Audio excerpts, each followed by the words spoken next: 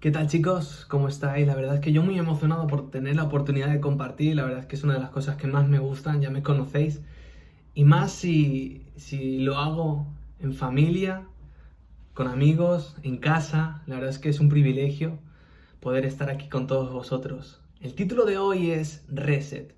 Imagino que todos los que estamos aquí ya sabemos qué significa esta palabra, reset. Reiniciar, volver a empezar. Y todo esto va relacionado porque cuando yo era adolescente, no quiero decir joven porque creo que todavía lo soy, me encantaban los videojuegos. Pasaba horas, tardes enteras jugando, era horrible. Menos mal que ya lo dejé. Pero me fascinaba mucho una saga llamada The Legend of Zelda, en la que el protagonista era Link, era un muchacho que tenía que salvar el reino de Hyrule y a la princesa Zelda de las garras del malvado Ganon. Y me encantaba Link por el hecho de que era valiente, era inteligente, era fuerte. Vencía a monstruos gigantescos, resolvía enigmas y puzzles bastante complejos.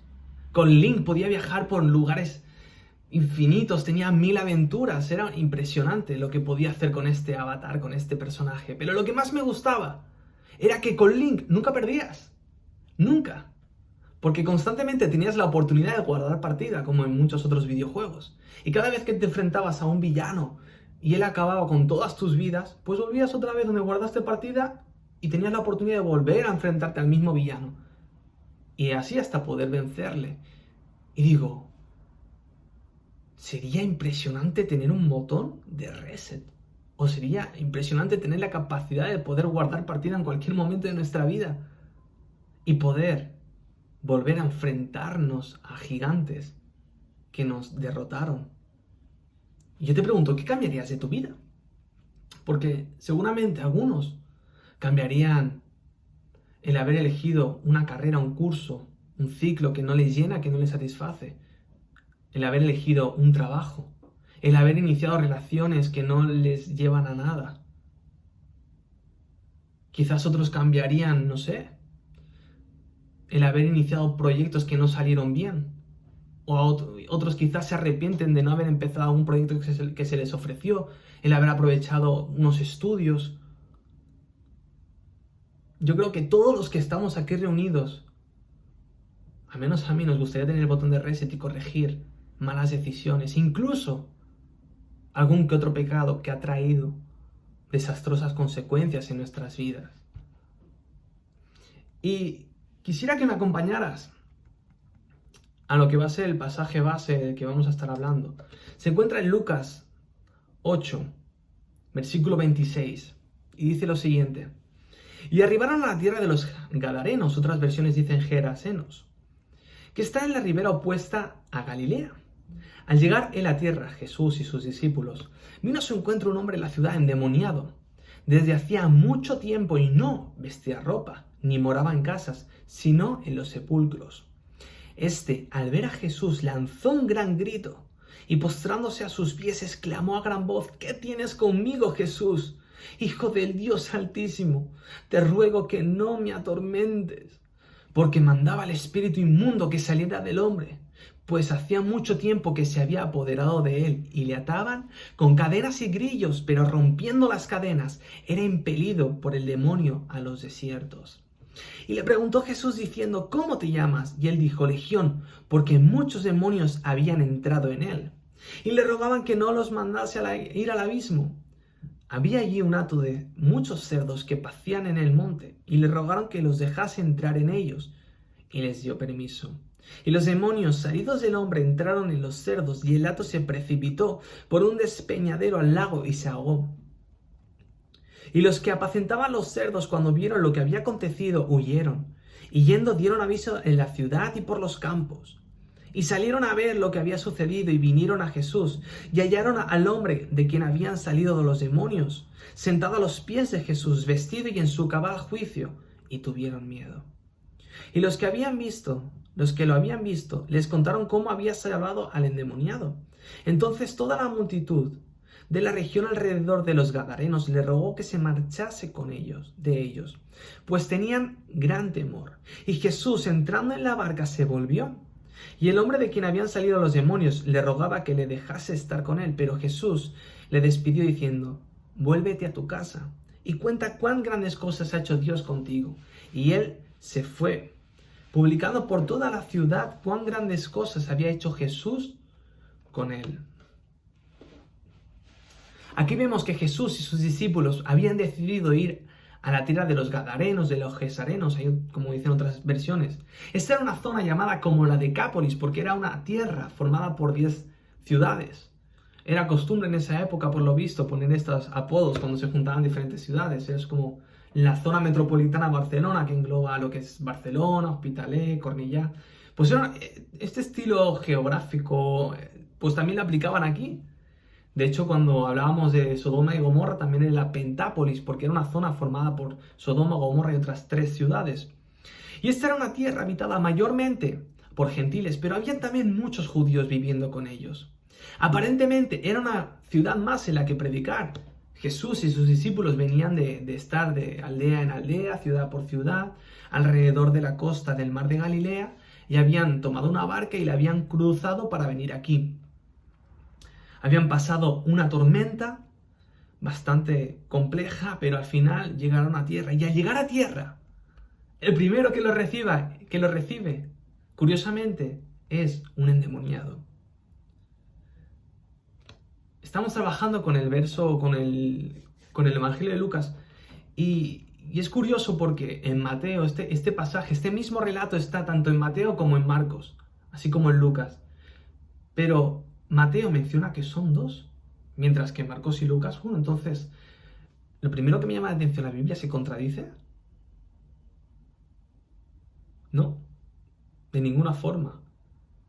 La Biblia, los evangelios, concretamente los 4 evangelios, explican una misma narración a través de 4 testigos diferentes, con un énfasis y con una perspectiva diferente. Es como si pusiéramos 4 cámaras diferentes rodando un mismo escenario, cada uno enfocaría en diferentes ángulos, ¿correcto? Entonces, lo primero que nos enseña esto es que tenemos que aprender a ver la Biblia, a leer los evangelios, concretamente de una forma sintética. Hay que saber sintetizar los diferentes ángulos, ¿no? Pero esto es una curiosidad. Y es importante porque aquí en este pasaje lo primero que nos presenta es un endemoniado. Bueno, 2 según Mateo. Y según los estudiosos, los teólogos, esta es la mejor descripción que se nos da sobre cómo es un endemoniado. Sabemos que en los evangelios se dan diferentes sucesos. En una ocasión era la posesión de una persona provocaba que fuera sordo y mudo, en otro caso le provocaba ataques epilépticos, en otro le provocaba provocaba enfermedades como una joroba, por ejemplo, en una mujer. Pero en este caso se nos muestra una versión, una imagen bastante horripilante, porque, claro, una cosa es verlos en los dibujitos que se muestran de Jesús, de los evangelios, en las películas, pero una cosa es hacerse la imagen real de cómo era esta persona. Mira qué nos dice. Primero de todo nos dice que estaba desnudo, no tenía ropa. Esto nos habla de vergüenza pública, humillación, tal como Adán y Eva cuando comieron del fruto, estaban desnudos, fueron conscientes de su error, de su pecado, y tuvieron vergüenza delante de Dios. Pero también esto nos habla de vulnerabilidad, porque en el momento en el que entraron todos estos demonios dentro del chico, ya el chico perdió el control, no podía tener control sobre sus emociones, no podía decir nada, era un títere, estaba atado, era vulnerable. Nos dice que esta persona vivía sin hogar, es más, vivía en los sepulcros, en unas cámaras reservadas, eran como los sanatorios de la época, donde se dejaba al difunto velarlo un par de días antes de enterrarlo. Era un lugar donde habitaban las bestias, habitaban los leprosos porque no podían acercarse al resto de la población. Era un lugar oscuro, un lugar tétrico, un lugar donde nadie quería estar. Este hombre vivía sin rumbo, sin familia, en la más profunda soledad, en los sepulcros, estando vivo, vivía como muerto. También nos dice que tenía una fuerza sobrehumana. La gente del pueblo queriendo evitar que siguiera agrediendo a la gente, porque yo imagino que agredía a la gente. Lo ataban con grilletes, lo ataban con cadenas. pero el endemoniado lograba romper las cadenas. También nos dice que estaba lleno de heridas. En pasaje paralelo, en el de Marcos 5, nos habla que en el desierto, en los sepulcros, cogía piedras afiladas y se cortaba, se golpeaba. Yo me imagino a esta persona como si fuera un figurante de Walking Dead, un zombie, porque nos habla de que estaba lleno de heridas. Y yo quiero que te imagines una persona de la siguiente forma: con el pelo, la barba, largos, sucios, manchado de barro, sangre, orines, aún excrementos, vómitos, vete a saber. Olía mal, era desagradable verlo, daba miedo verlo. ¿Cómo sería su mirada llena de odio, de desprecio? Sinceramente tendría que ser una imagen bastante desagradable de ver, una imagen que provocaba pesadillas y terror por parte de la población. Y no solo eso, era una persona totalmente irracional. Corría de un lado para otro, se comportaba como un animal, de noche aullaba como un lobo. Era una persona que daba miedo. Pero en cuanto Jesús pisa tierra, algo pasa. Y es interesante que no es el resto de la población que lo reconoce. No son los judíos la gente de Jesús. El primero en reconocerlo es un endemoniado. ¿Por qué te entrometes conmigo, Jesús, Hijo del Altísimo? Por favor, te suplico que no me tortures. Hasta los demonios creen en Jesús. Dice Santiago 2:19, ¿tú crees que Dios es uno? Bien haces. Los demonios también creen y tiemblan. Lo que pasa, lo que nos diferencia de ellos es que además de creer, obedecemos. Porque es en este capítulo donde Santiago nos enseña que una verdadera fe, como consecuencia, trae un comportamiento concreto, o al menos una lucha por obtener o por realizar un comportamiento concreto. Es lo que se habla de las obras. Pero también vemos la autoridad de Jesús. El demonio no dejaba de suplicarle a Jesús que por favor no lo manda al abismo. ¿Y qué es el abismo? El abismo es el lugar que Jesús creó para enviar a Satanás y a todos sus demonios tras el milenio y tras todo lo que tiene que pasar. Es el lugar donde eternamente van a estar condenados. Es un lugar, le pide y le ruega que los mande a un hato de cerdos. Y ¿qué hace un conjunto de cerdos? Los historiadores dicen que eran un total de 2000 cerdos, donde habían bastantes judíos. ¿Qué hacían los judíos viviendo en tierra donde habían tantos cerdos, donde había tanto pecado, tanta inmundicia para ellos? Es más, los estudiosos creen que los propietarios de esos cerdos eran judíos. Jesús le pregunta, ¿cómo te llamas? Y su respuesta fue legión. Una legión era un grupo de entre 5.200 y 6.000 soldados romanos de infantería y 300 jinetes. Lo que nos estaba dando a ver aquí es que este chico, o estos dos chicos, según el evangelio que leamos, estaban poseídos por un sinfín de demonios. No sabemos si era la cifra exacta, pero sí nos da a ver la gran cantidad de demonios que habían dentro de ellos. Jesús los libera, esos demonios pasan a estar en los cerdos se precipitan, caen por un barranco, mueren todos y se produce el milagro. Jesús da la orden y los demonios se tienen que sujetar a él. Porque fíjate que hasta el diablo tiene que pedir permiso. Fíjate en Job, en el primer capítulo. Para tocar la vida de Job, el diablo, a pesar de ser diablo, tenía que pedir permiso a Dios. Estaba sujeto a Dios, porque no hay nada más poderoso, ni nadie más poderoso que Dios.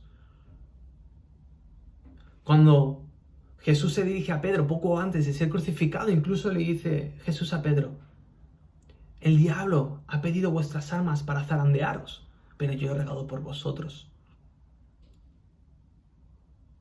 El mundo diabólico está sometido a Dios. Tiene que pedir permiso. Al mismo tiempo también se nos ha dado la capacidad a nosotros de poder elegir a quién seguir. Porque tanto dentro de nosotros puede convivir el Espíritu Santo como el enemigo y sus compinches. Dice Efesios 4:7, no deis lugar al diablo. Eso significa que es responsabilidad nuestra que le demos lugar o no. Pero en el momento en que Jesús se dirige al joven, no sabemos el motivo por el cual los demonios entraron en su vida. Jesús no le pregunta, no indaga, no le acusa sobre su pasado. Porque lo que nos estaba queriendo enseñar Jesús es que para Él lo importante es el ahora. El único momento de tu vida donde puedes decidir. El pasado, bueno, como dice muchas veces el pastor, lo importante no es cómo se empieza, sino cómo se acaba. Y aquí podríamos hacer como una continuación de lo que vimos anteriormente con Sansón en la predicación de qué te sirve el like. Que él empezó como el gran héroe, se mantuvo obediente a sus votos de nazareo, se mantuvo firme, marcó la diferencia, pero luego empezó a desviarse poco a poco. Aquí vemos el efecto contrario. Este hombre venía de una vida más desastrosa que podías imaginarte. Andaba desnudo, sin hogar, endemoniado, muerto, caminaba entre los sepulcros, no tenía familia, no tenía prácticamente vida. No tenía reputación, identidad, no tenía libertad, vivía esclavo. Pero viene Jesús y lo cambia todo. Una vez que es liberado, Jesús le dice, el chico le dice, quiero seguirte, ya estaba prácticamente seguramente con un pie en la barca. Y quería seguirle, pero Jesús le dice, no. Y qué drástico es Jesús muchas veces, qué difícil es entender cuando Dios nos dice no. Incluso muchas veces que queremos emprender un proyecto que puede ser para bendición de muchos, cuando queremos servirle en determinada área de la iglesia o con determinada persona y Dios nos dice no. Pero aquí vemos que no era un no, porque le apetecía, era un no porque tenía otros planes para él. Tenía otro ministerio para él, tenía un propósito específico y concreto para este joven. Testificar y proclamar lo que Dios había hecho en su vida. No le estaba pidiendo que diera sermones por todos lados, no le estaba pidiendo que estudiara teología, ni que se sacara un posgrado, no le estaba pidiendo que montara una iglesia, un grupo de alabanza, le estaba simplemente pidiendo que testificara lo que Dios había hecho en sus vidas. Dice el versículo 38, pero Jesús lo envió a su casa diciéndole no. Regresa a tu casa, a tu familia y diles todo lo que Dios ha hecho por ti. Entonces el hombre fue por toda la ciudad proclamando las grandes cosas que Jesús había hecho por él. Esto es como Bartimeo. A Bartimeo le preguntaron y él simplemente dijo, yo no sé, yo lo único que sé es que ayer estaba ciego y hoy veo. Y yo creo que eso es lo que Dios está buscando de nosotros. A veces vemos una persona sufrir, nos pregunta el porqué del sufrimiento y nosotros le queremos dar una exposición de apologética del problema del dolor, cuando esa persona igual lo que necesita es que le compartamos nuestra experiencia, que le digamos, mira, yo he estado mal, yo he estado en la más absoluta perdición, pero Dios vino, salvó mi vida, me dio propósito, estaba desnudo, me vistió, estaba perdido, me encontró, estaba viviendo en los sepulcros, me dio un hogar, me dio identidad, me dio nombre y me preparó un hogar en el cielo. No tenía nombre, vivía atado al pecado, me liberó y ahora mi nombre está escrito en los cielos. Eso es lo que está buscando Dios de nosotros. Y ya para ir acabando, una vez que Jesús realizó este milagro, Jesús había tenido que pasar por una gran tormenta. Habían estado predicando por todas las ciudades alrededor del mar de Galilea, de la otra orilla. Hasta que Jesús dice, crucemos el otro lado del lago. Entonces cruzaron, se levantó una gran tormenta, que todos tuvieron miedo, todos. Y recordemos que habían hombres dentro de la barca que eran pescadores. Seguramente habían visto tormentas horribles, tormentas en las que también pensarían que iban a morir, pero aun estos hombres tan expertos en la navegación, siendo pescadores, hombres de agua, hombres de mar, como Pedro, como Andrés, su hermano, ellos también tuvieron miedo. Y ahí Jesús estaba dormido. Lo despertaron. Maestro, maestro, ¿qué hacemos? Vamos a morir. Jesús se levantó, dio una palabra, se calmó la tempestad. Con esto lo que quiero decir es que tuvieron que cruzar toda una tormenta para llegar a esta tierra, para salvar a una sola alma. Porque todos tuvieron la oportunidad de salvarse. Todos vieron lo que Dios había hecho en ese muchacho.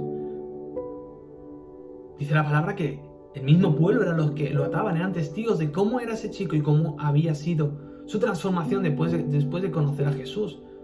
Habían sido testigos del poder de Dios. Sin embargo, tuvieron miedo. Yo cuando hice una primera lectura de esto pensaba que tenían miedo de que vinieran más demonios, pero no. Tenían miedo de que también sus animales se precipitaran. Tenían miedo a perder sus riquezas. Tenían miedo a perder sus negocios. Tenían miedo a perder su bienestar. Prefirieron todo lo material a poder tener su salvación, a poder conocer y a seguir físicamente a Jesús, un privilegio por el cual muchos de nosotros lo dejaríamos todo. Ellos, siendo testigos del poder de Dios, prefirieron su bienestar. ¿Y quién fue el único que lo aceptó? Un endemoniado. Un endemoniado. Una persona que estaba totalmente destrozada. Una persona que vivió una vida miserable. Socialmente, económicamente, personalmente, espiritualmente. No había persona en esa tierra más miserable y más lejos de Dios que menos mereciera el perdón de Dios en toda esa tierra y en todo el mundo seguramente. Más despreciable que este joven. Pero Jesús lo que nos está queriendo enseñar es que no hay pecado suficientemente grande que Él no pueda perdonar. Si tomaste malas decisiones, si te equivocaste, si pecaste, Dios te está ofreciendo resetear tu vida. No quiere analizar tu pasado, no quiere acusarte por lo que hiciste, quiere darte una vida nueva. Quiere darte ese botón de reset del que estábamos hablando en un principio, para que puedas empezar de nuevo. Y esta vez sí que puedas vencer a la bestia, sí que puedas vencer a tu enemigo. Porque Dios no te ama por lo que deberías ser, sino por lo que eres ya. El momento es ahora, el único escenario donde puedes elegir. Así que en tus manos está el botón de reset. En tus manos sé que puedo descansar. Aun si no entiendo, en ti puedo confiar.